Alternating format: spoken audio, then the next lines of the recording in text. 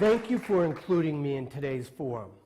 Male assault and bullying is an increasingly important topic for our society and the various subcultures that make up America.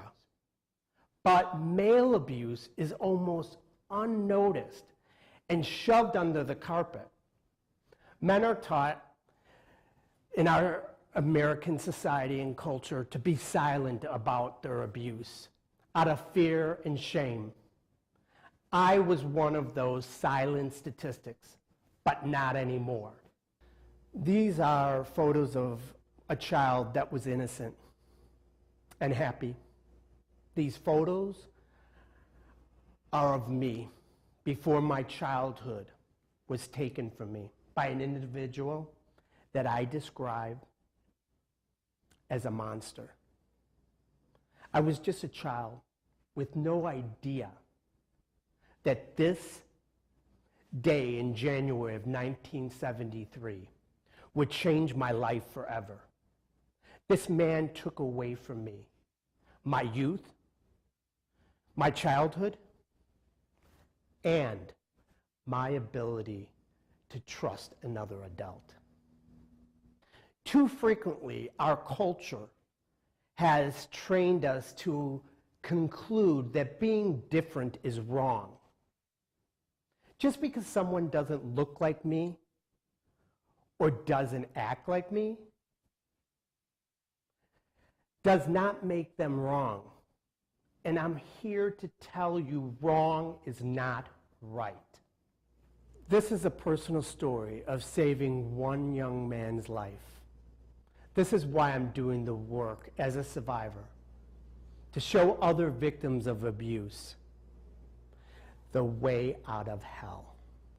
The story I'm about to share with you was published in the Chicago Tribune on July 21st of 2013.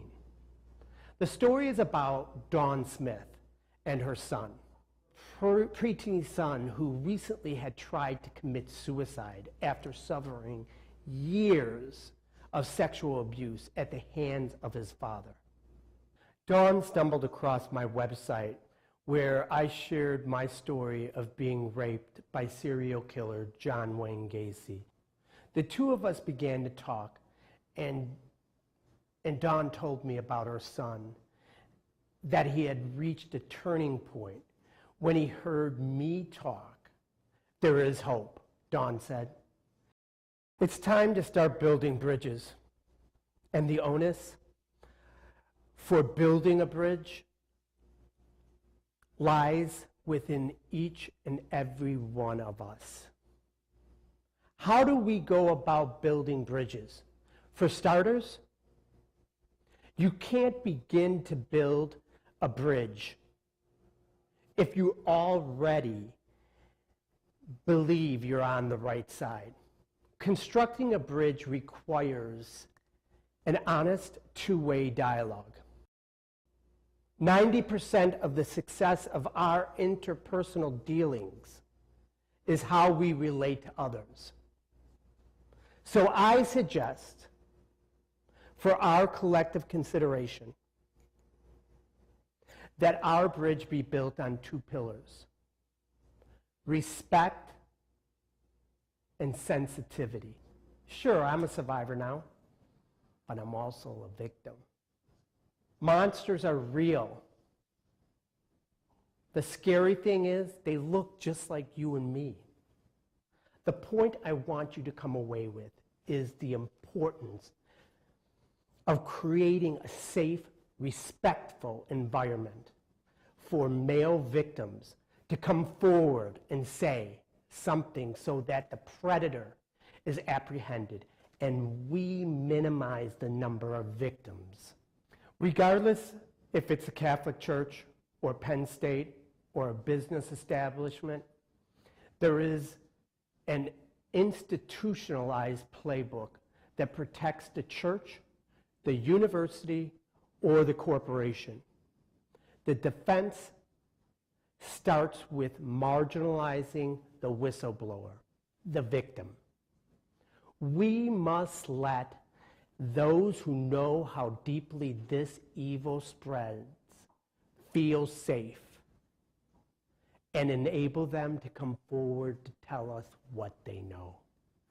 In reality, the psychological damage is often worse than the physical damage. It's certainly much more lasting.